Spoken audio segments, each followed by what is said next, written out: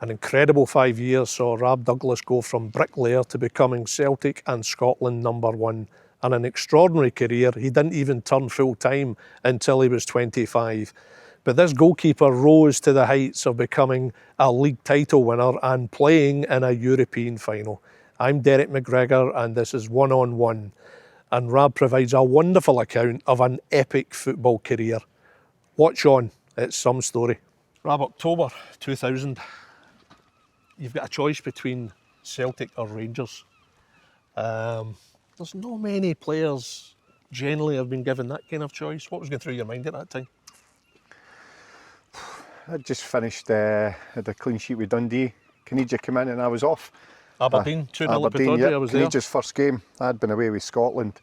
Alan Main used to be involved with Scotland squads back then. But that was emotional for you, wasn't it? Yeah, Dundee gave me my chance full-time football. They were great. I had a great relationship with the fans. This day I hope I still have. I think I could have went Bosman at one point and re-signed, so Dundee got a couple of pounds in the bank for the efforts of bringing us on through Billy Thomson. But the biggest thing was I didn't speak to MD direct at Rangers. It was Blair Morgan, my agent. Blair says, you'll make more money going to Rangers, you'll play 6 games and cover for Stephen Kloss, 2 Champions League, and that would be you. You'd be on the bench after that. As I say, didn't make any direct contact with anyone at Rangers. Didn't speak to Dick Advocaat? No, it was all through David Murray and my agent, and then I went and met Martin O'Neill, Robbo and Wally at Celtic, and the gaffer says, you get the gloves, it's down to you and Gouldy for the gloves. And from then on, I think I'd played about 70, 80 at Meadowbank and Livingston and over 100 with Dundee. I think probably from my upbringing, I just wanted to play every Saturday, or try and play every Saturday. That was my thoughts. I supported Motherwell, I used to go and watch them home and away. And from then on, I went and met Martin O'Neill and kicked on from there. How long prior to that final game for Dundee at Pittodrie had you been aware of both Celtic and Rangers being in for you? I think it was only a matter of probably about 2 weeks. I think it was just before I'd went away with Scotland. The Rangers thing came up first, as I said. Didn't speak to MD, and people always go on about agents. I'll never forget Blair Morgan's words were, I'll make more money if you go to Rangers. If you want to play, go to Celtic. And the choice is down to you, you know. And believe it or not, the first year we did the treble at Celtic, it wasn't about money. It was about, to me, it was about playing, or trying to play every Saturday. So you never spoke to anyone directly at Rangers? Not the manager? No. You say David Murray was involved, but you didn't even speak to David Murray? No. Was that disappointing for you at that time? No, not at all, because I didn't know how it worked. I'd came from Meadowbank to Livingston. You know, I was part-time, so signed for Dundee the evening before, or the day before the season started. So to me, that was part and parcel. I didn't know if it was direct to managers. And then when I went and met Martin O'Neill and that, and spoke to him and Robbo and Wally, that was different class. I mean, you'd had a couple of tremendous seasons with Dundee. It was to your great credit that such was your rise and your development as a goalkeeper, that so quickly you had the old firm on your case. But see, when you heard the 6 games, did that jar with you? Did that immediately make you think 6 games? Or were you always realistic about it? I think you're realistic. I was a late starter, even part-time. I was an even late starter. I only went full-time with Dundee at 25. You got to remember, they had Stephen Kloss in goals, who was fantastic. But at the end of the day, it was about my career and wanting to play. Goalie's still going to do it now, sit on the bench. A couple of years, millionaires now. But for me, it was about playing, or try to play. And that's what I wanted to do. Plenty would have taken the money, Rab. Well, Was the financial side of it very tempting, No, even briefly? Not at all. I'd came for a building site. I was part-time at Meadowbank. It used to cost me more in expenses to get to Meadowbank. But I had that desire to try and succeed. I just wanted a fair chance. To be told you're a number 2, or you're going to be a number 2 after playing 6 games, that didn't sit right with me, and it probably I didn't entertain it, and that's why I ended up, by pure chance, ended up meeting Martin O'Neill. Where did you meet him? Celtic. Went down to Celtic, met him. Blair and myself, as I say, Robbo and Wally, and just his enthusiasm alone. You know, he'd come in to try and rebuild Celtic as well. And to be fair, Gouldy stopped 10 in a row. I still keep in touch with Gouldy, you know. Utmost respect. And it was a fair fight for the gloves, and that's all I wanted. So it was Martin, John and Steve were all there to greet you, really? That's quite a welcoming party, isn't it? That's it, aye. So, I mean, not just the manager, the other two as well. As I say, when you've come from lower down, it's not about money. You know, you appreciate things pretty quickly when you go into the full-time environment. But no, I still think my principles are the same. You want to play. What can you recall of that first meeting with Martin? I mean, did you have any kind of preconceived ideas what he'd be like, or in your mind, had you seen him on TV a lot and envisaged what he might be like? Believe it or not, I think he'd watched us. I think we Dundee had played Hibs and we got beat 5-1 or 5-2, and he'd been to watch us. I thought that'll be the end of that. No, you never know. Obviously, I'd been doing reasonably well with Dundee, and it's the same if you're a striker and you're doing pretty well. Clubs start looking at you, and that was the one thing, you know.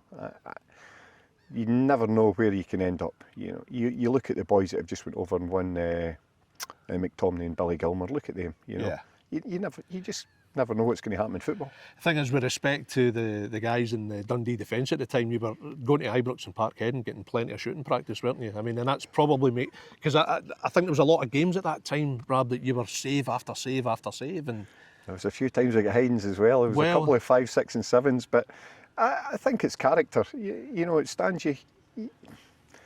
Football's not just a bed of roses. You've got to take the highs and the lows, and that's one thing I've embraced throughout my career.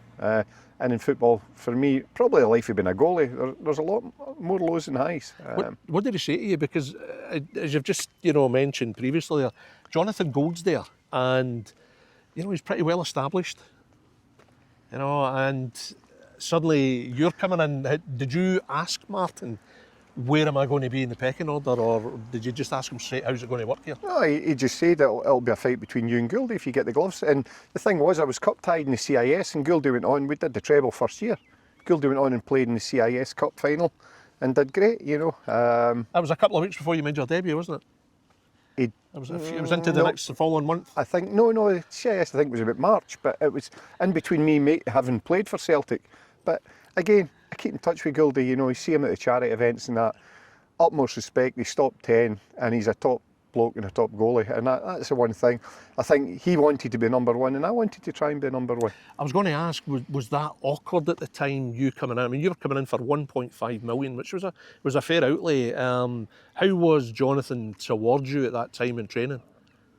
Was there any kind of sourness at all? I think we spoke a few years ago. I think it broke his heart, but I think he appreciated getting a chance of a rest as well. I think the life of being the Celtic goalies in the spotlight, I think you've got to remember Gouldy's came in top 10 coming from, I think he was Bradford or somewhere at the time, and he's a Celtic legend as well, so delighted, and I still count Gouldy as a good friend, so that's one of the main things. We never fell out. You had Dimitri was there, Stuart Kerr was there, Javi had a bit, Magnus was there, Magnus was the big name that was coming in, but to be fair, just got on with it and tried to keep him out of the team. It was quite a setup. I mean, you would have you'd have been very familiar with the players in that squad, having played against them, but when you were in that dressing room, there was a few powerful characters, wasn't it? A few strong characters. Yeah, it was a big dressing room, fully, senior pros. I think the biggest thing, always remember, is that everybody kind of says it was a team of men, at that time. Don't get me wrong, you had your young talents coming through, your Sean Maloney's and that as well, Liam Miller, bless him, Stephen Craney's, Colin Healy, guys like that, but the majority of the team were grown men that stood up for each other. Yeah, big Johan Mialby. Big Johan, Bobo, Varga, Sutty, Henrik, Lambo, Tomo, Tam Boyd. Great, great wee Jackie.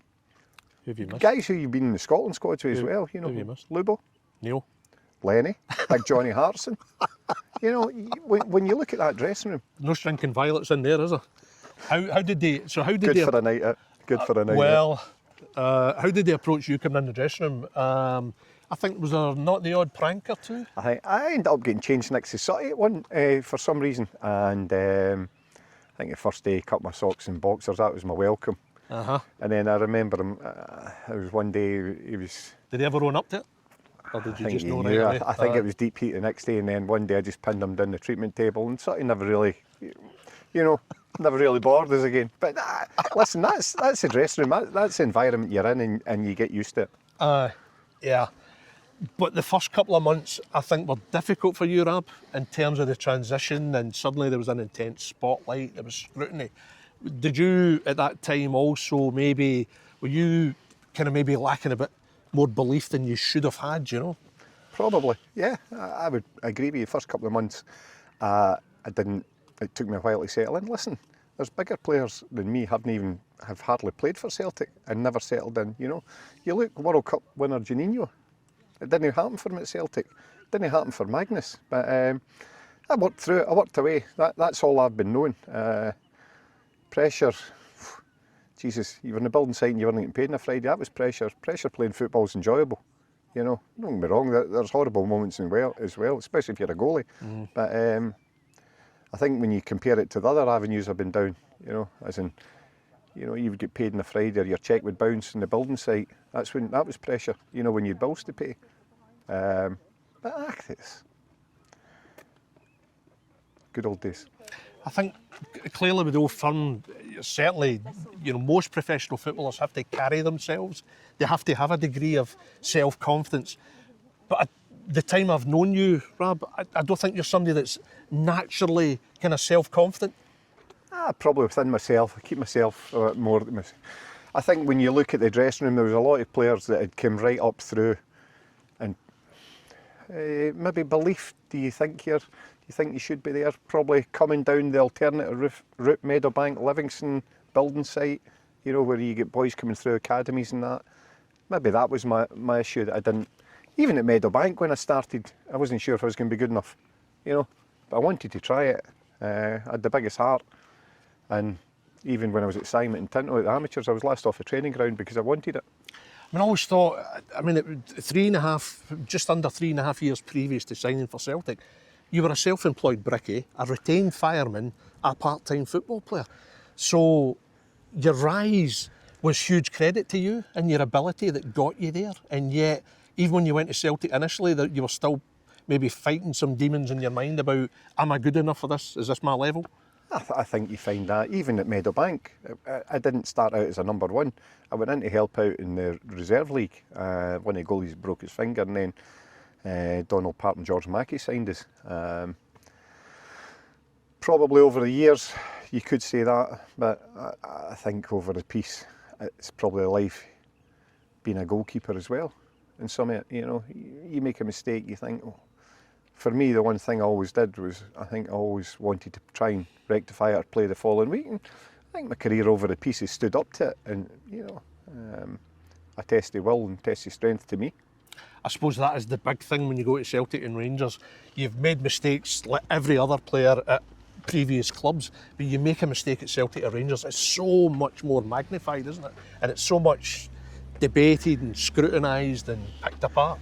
Well, you look at it now, everything's online a lot more, discussions, forums, websites, etc. But that's the life. An outfield player can let it under his foot in the halfway line, it's a throw in. Bobo or I make a mistake, it's a goal.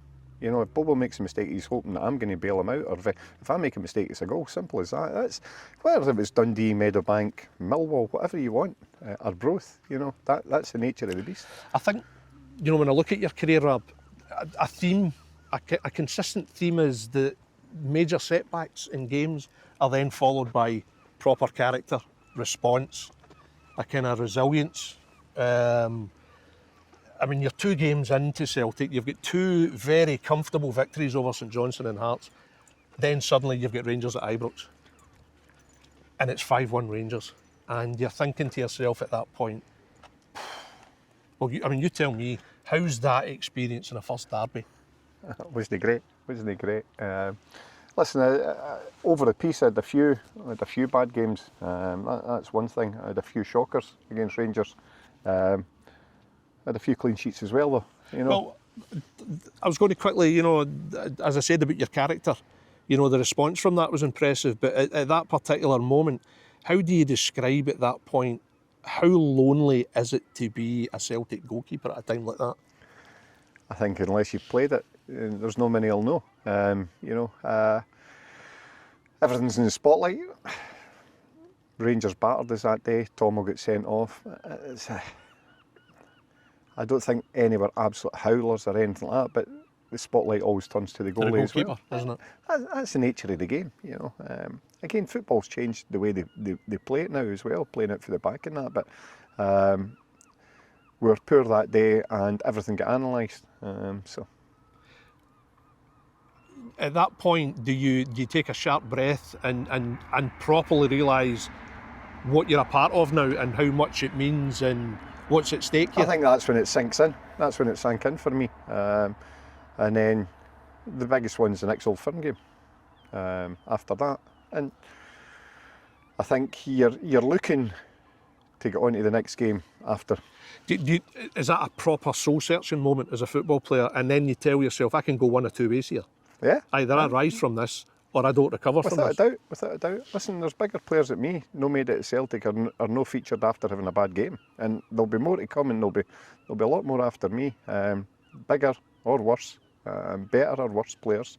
But that's just part and parcel of football, especially the life of being a goalie. Seem you're in the moment, Rab, at Ibrox, and you just know it's going to be one of those days and the goals are going in. Can you give me a sense of what it's like to be a goalkeeper, stood in that penalty area, knowing this? I think the only people that will relate to it probably are goalkeepers. It's all right being a fan, or it's not all right being a fan if your team's getting beat, but a fellow goalkeeper will know what it's like if you've had a down in a derby and it's in the spotlight. 3 days later, the team goes to Hibs. Immense pressure. They'd obviously started that season beating Rangers 6-2. It's fair to say Rangers then get the revenge, but you go to Easter Road and there's intense pressure. Big pressure on yourself. And this is where I'm saying, Rab, I think it's a theme of your career. You keep a clean sheet. The team, it's a points, maybe not ideal, but it's a clean sheet and it almost like stabilises things after Ibrox. But for you personally, to come out of that game without a mistake, with a clean sheet, did that bolster you? I think the biggest thing is getting a game as soon as possible. Yeah. Midweek works even better, especially when a goalkeeper. You don't have to wait a couple of weeks or goalkeepers. For me, my clean sheet record will stand against MDs over a period. Most of my clubs, not just Celtic, Dundee. That's one thing I've been pretty proud on. And a clean sheet's not just about the goalie, it's about the back. It's the whole team, because even at Celtic, Henrik's worked great up front. You say to young strikers, go and watch videos of Henrik. Celtic TV has worked great, putting defenders under pressure. It was unbelievable. That's what Celtic we were good at. But it all came from Henrik. So it's not me standing here saying a clean sheet. It's not just me, it's a team. It's a team ethos. See, up until that point, Billy Thomson, the late Billy Thomson, he was a very close friend of both yourself and me, was already at that point a huge mentor figure for you at Dundee. How important was Billy for you at that time? And indeed, of course, Terry Geno, who was the Celtic goalkeeping coach at that time. I've been privileged over the years. Jesus, I started where I had Tam McLaren at Meadowbank, I had Murray McDermott, Jim McQueen took us a wee bit, Roy Baines, who I keep in touch with. Came to Dundee, and Billy Thomson had the patience. Be fair, he had the patience to work with me, Langfield and Souter, so that was a 3 straight away. But Billy nurtured me into the goalie and what he liked, what he saw, presence, shot stopping, coming for crosses. The only thing was Billy had used both feet. I couldn't use both feet. But he was the man who probably got me on my way, and I'll always have a smile on my face thinking about travelling with Billy and that, even at the funeral you could see the amount of goalies that were there. It was the Goalkeepers Union paying their respects to Billy. It was unbelievable, and some man. Yeah, Billy was the first footballer I properly got to know, and irrespective of being a goalkeeper, just a magnificent person. Badly missed by all, but at that particular time, great source of support for you. And obviously you then become fortunate at Celtic. Terry Geno was just a gem of a person as well. Big Terry just wants to improve you, you know, improve all the goalies. You then go into video analysis, things like that, a bit more gym work. And probably, to be honest, I look back, even after Celtic, I get more into the gym at Leicester, working with an old guy down at Leicester called John Cross. I used to run, and the wee man's passed away as well up in Dundee, Harry Hay, who was a top man. He used to take Barry Smith, Jim McAnally and that, and myself. And Harry Hay was... He hammered you in the fitness side of it, didn't he? Yeah, I was probably at my fittest then running. But so it's testament to Harry, and I was sad. I couldn't make his funeral there. But when you look at it, Terry got us into the gym a wee bit more, plyometrics, things like that. And then I went into it. And probably my biggest regret, if I look back in my career, I wish I'd get more into the gym at Celtic. That's my biggest regret, as in that aspect. But working with old guy John at Leicester was fantastic. I mean, you've always been a unit, Rab, so why do you feel you should have got into the gym? Because I wouldn't have thought that's it. I think it's for your own personal Frame mindset, frame of mind. Yeah. And then I came back to Dundee after Leicester. I'd been in loan at our places, and I was first in the gym every morning at Dundee. Just used to do half an hour, 40 minutes, but I knew my routine, and it was the guy John who took Leicester Tigers and that, and it was a lot of it was goalkeeper specific. But again, Terry again, I've been blessed with goalie coaches wherever I've went, to be honest. Bobby Geddes back at Dundee, Terry Geno, Jim Stewart, Hodgie with Scotland. But Billy Thomson for me was the man who just kind of gave me that wee nudge to get me. And even when I was at Celtic, we still kept in touch. Billy was a goalie coach at Rangers. But it was the personal qualities of Billy as well, wasn't it? Not just as a coach, just as a human being. It was I don't think I've ever heard the MD have a bad word to say against Billy Thomson, and that's just the nature of the man he was. But his coaching, you know, his demeanour, his encouragement, it was horizontal as well. I mean, I think having Langfield Suitor myself, I was a fair trio to keep his patience going. Well, he liked to be whiskey. He needed a wee whiskey at night after us, that's for sure. But the Hibs game, you get a clean sheet, which would have been critical for you. But at that point, you're desperate for your next Old Firm game, aren't you? Because you want to atone. Listen. And I thought it was remarkable, Rob, when I was looking at the stats. The team from the 5-1 game went on a run of 23 games unbeaten, and you not only won, or was part of the team that won the next 3 successive Old Firm games, but clean sheets in each of them. And I don't think that's something you get enough credit for, I think, when people are reviewing your career. I was aware of it, but it's not something you're going to... The wife always says that's what you're paid for, clean sheets, so that's me putting my place. But no, it's... listen, that's you getting a wee bit reward for the poor result at Ibrox. You know, you're enjoying it, you're getting your clean sheets, you can bask in the rivalry, getting the clean sheets and enjoying it, and then sitting back and looking forward to the next one. I mean, it was 1-0. It was 1-0 February 2001. But then, of course, you had 3-0 at Ibrox. So having had 5-1 defeat to then win 3-0 at Ibrox, how sweet was that? And how good did that feel at the time? I always remember used to do the huddle, and Lambo used to say they turned the speakers up when we did the huddle. But listen, that's when football's changed again. No fans nowadays, etc. Just get back and get fans on either side and give them 4,000 each. But I mean, we used to have behind the goal at that point. But amazing. I think unless you're involved in it, obviously I was a Motherwell fan. I had watched Celtic as a team, I'd watched Rangers as a team, but Motherwell was my team. And until you play in it, you get a scudding in one, and then you go and scud them in one, you realise how much it means. Yeah. I mean, that was a momentous one. The 3-0 was obviously huge. I mean, that more or less sealed the title, I think, at that point. And was it Henrik's 50th goal of the season as well, I think. And then it was the following season, started the following season, that you notched your 3rd consecutive clean sheet against Rangers. I mean, at that point, from a psychological point of view, were you at that point totally settled with the whole environment you were in? I was enjoying playing. I enjoyed playing. I think once you get settled in, you enjoy playing. I think the biggest thing for me was ever no playing. And wanting to play, you know. I see it now, I've seen it over the years.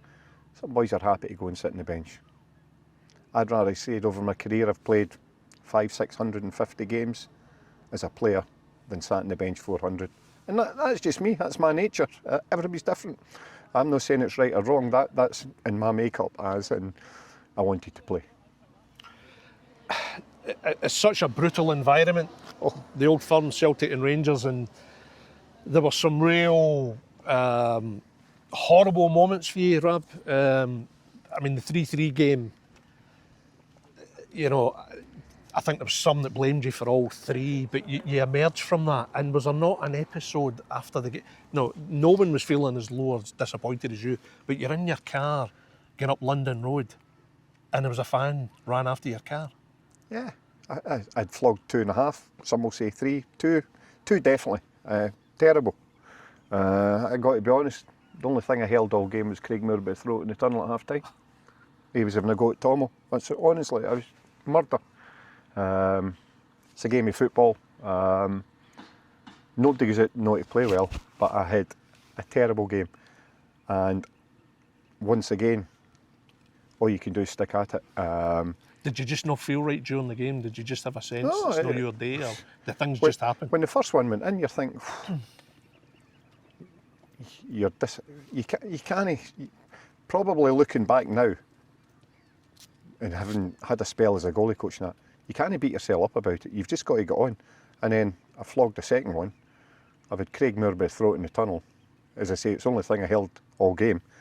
And the boys, we managed to get a 3-3 draw. And there was a guy was obviously wanting to tell me how poor I'd been.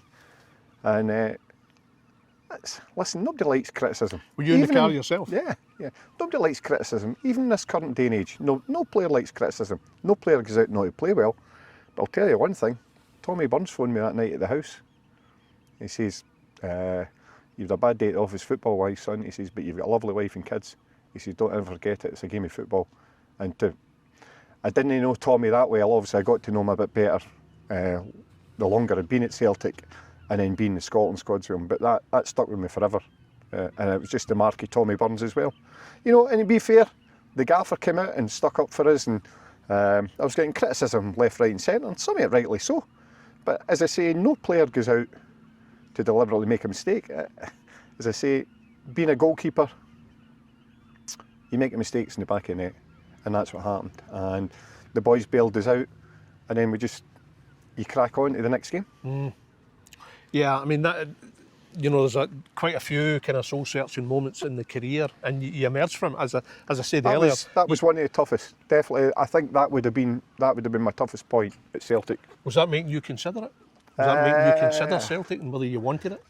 No, I had to find an inner resolve that time. I think Tommy Burns phoning me was one of the things that inspired me to keep going as well. And I never ever forget that, you know. So right, everybody's got their Tommy Burns story, but that was personally, didn't need to, could quite easily just went, it's his fault. Tommy Burns phoned us that night and took the time out to phone the house and chat away. I think you've always had a fantastic circle of friends as well, haven't you? I mean, to this day, they would have been crucial for you, and obviously your wife, Debbie. Half of them are Celtic fans. I don't think he spoke to us for a couple of weeks. No, not at all. I was lucky enough, I managed to get the boys tickets for Seville. My pals are all Celtic fans, and even when I went back to Celtic with Dundee, I'd go and see my wee pal, wee dudes in 18-yard line, climb the advertising wall and give him a cuddle. You know, that's the nature.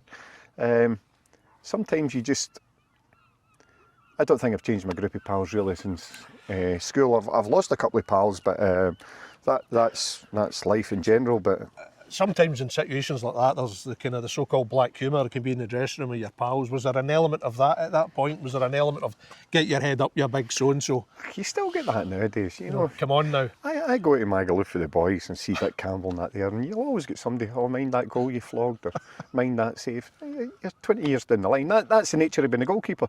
You know, whether it's Frank Harvey, whether it's Robert Douglas, whether it's Kasper Schmeichel in the cup final, that is the nature of being a goalkeeper. Overall, what was it like playing in an Old Firm derby? Do you look at it? Do you miss it?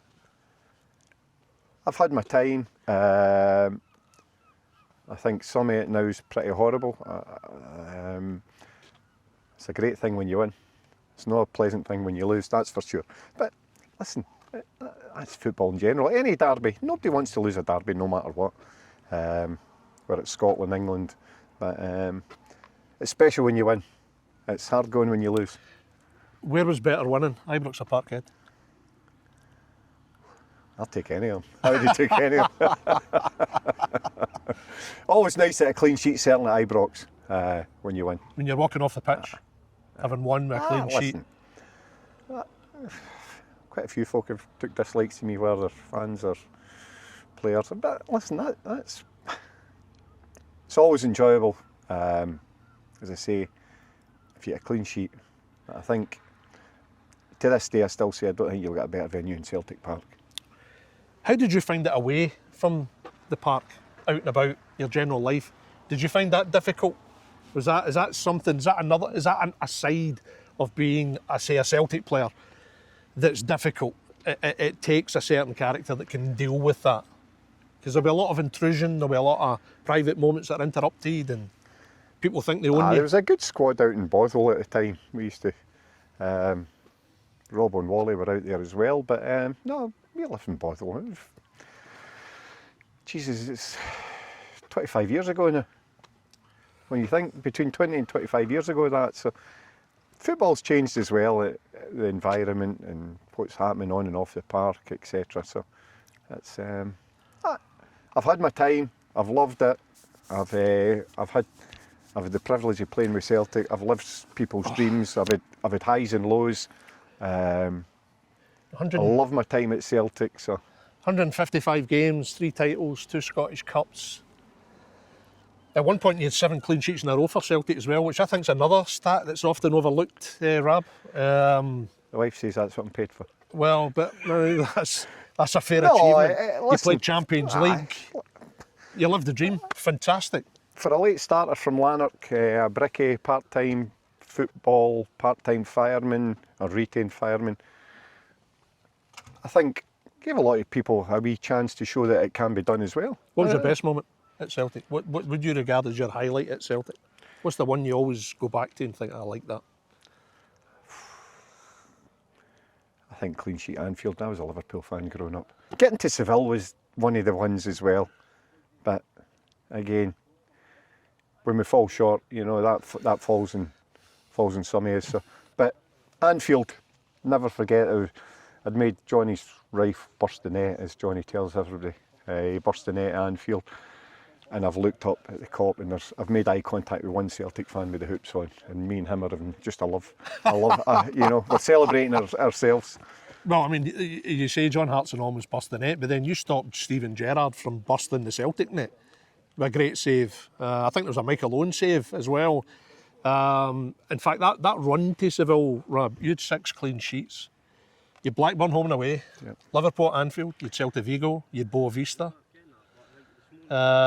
You've more than played your part in getting to that final. Of course, listen.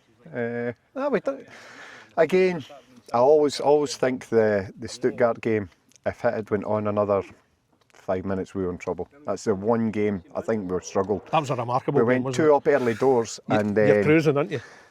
And then we've lost a goal, and then we've lost another goal, and then we kicked off, and it's went back to Lenny. So Lenny must be in about the D in our half, and he's rolled it back, and we're under pressure.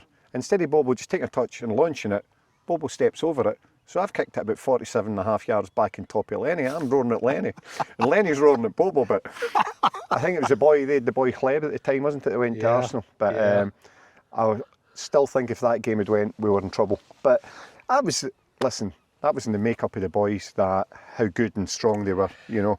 See that moment in Boa Vista, full time against Boa Vista, when you know you're in a European final. That's got to be sensational, isn't it? Unbelievable. I mean, that's truly a moment where you're reflecting where you've come from, isn't it? Oh, Jesus. Incredible moment. Did you have anyone in the stand that day? Was your brother? I think my wife and brother were there. Yeah. Wife and brother were there. So, that's the beauty. My brother's been to watches Meadowbank, Livingston, Dundee, Celtic, Leicester, Millwall. So, and Debbie went to all the European games. Debbie and Monica and Joe and all the wives went. A group of them went, but Laura. But we had the Seville, getting to Seville, I think when you look, was 20 plus games, 21 games or something like that. Yeah.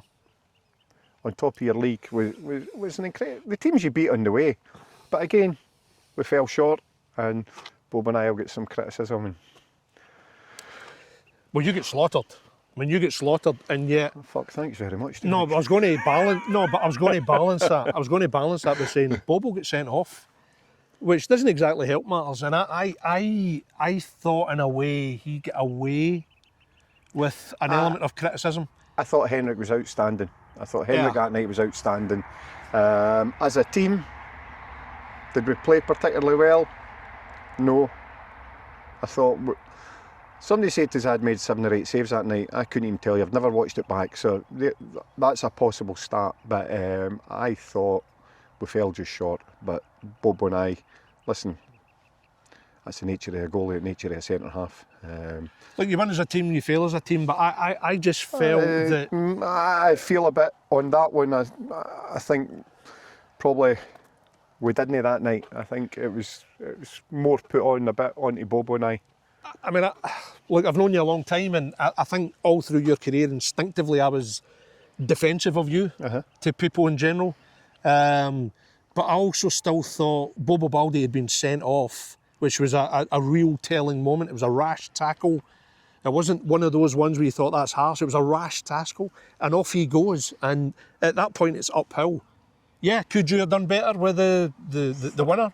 Probably, yeah. You would admit that. However, you win as a team, you fail as a team.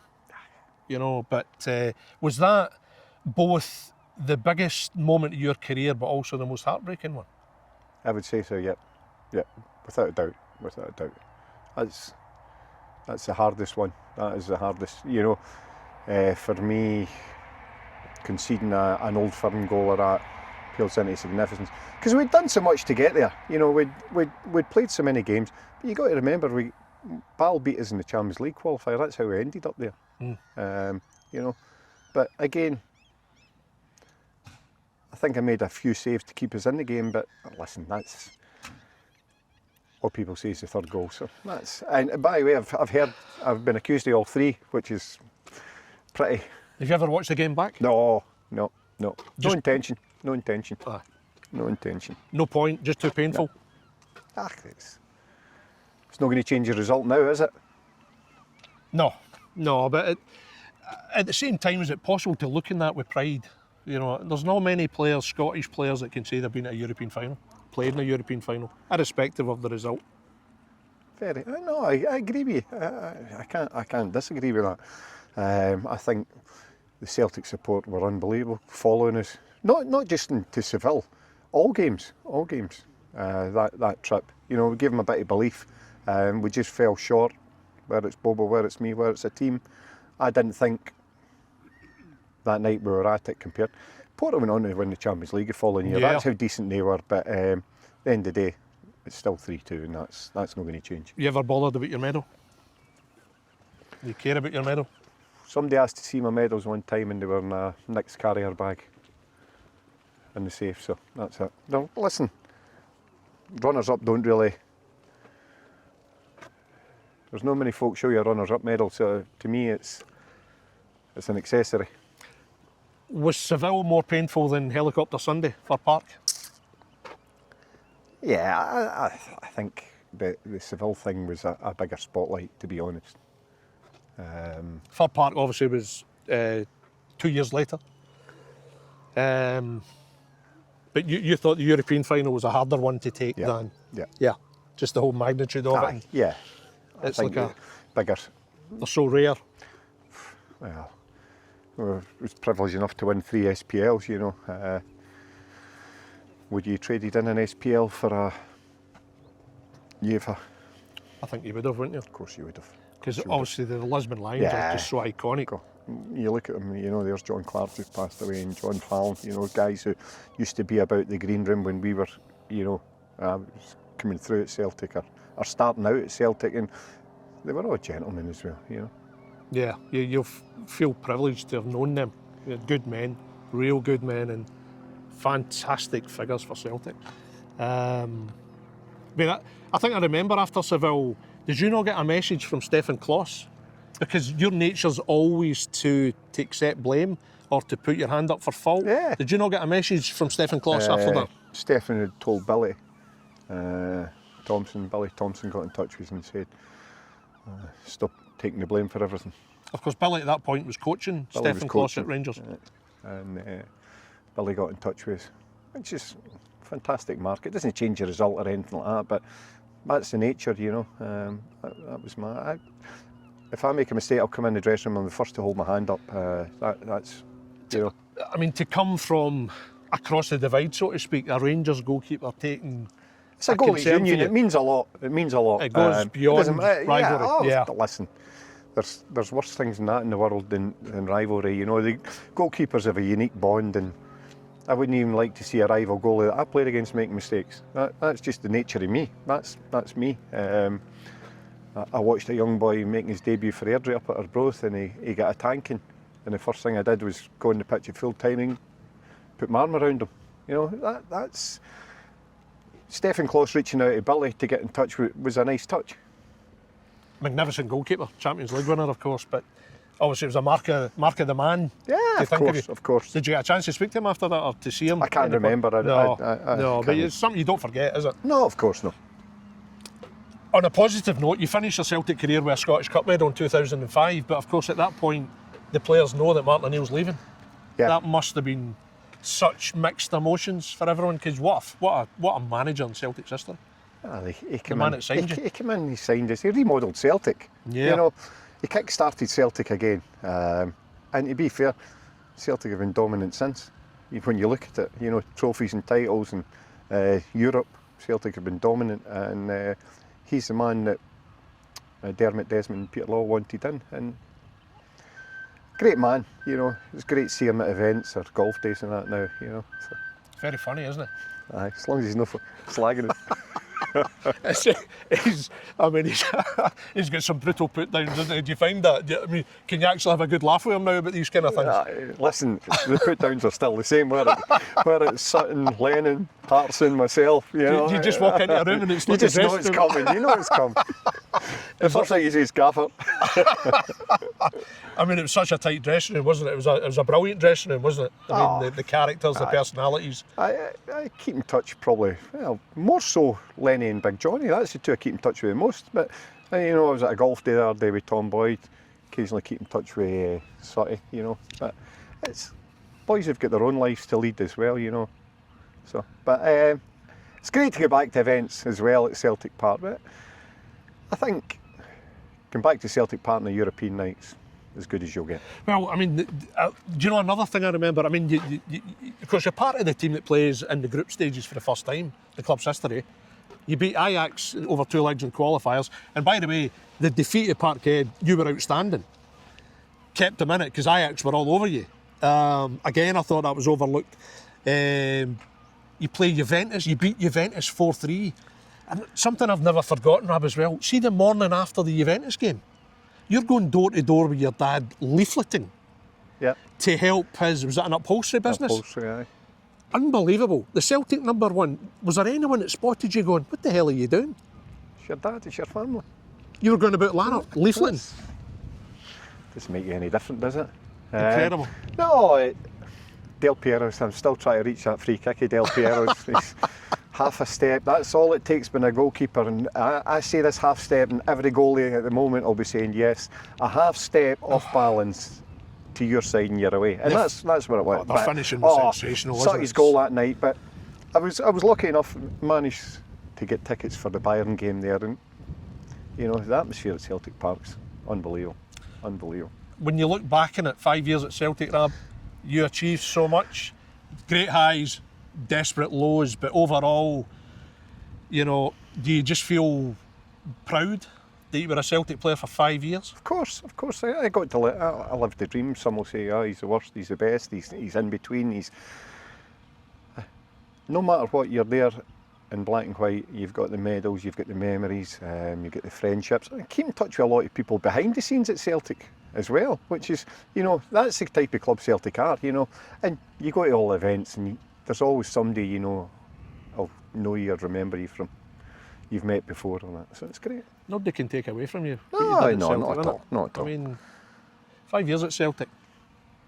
You know, it's not bad. What you achieved is no bad for what a lot of people have said against you. I mean, Listen, you don't achieve that, Rab, without having ability and without having character.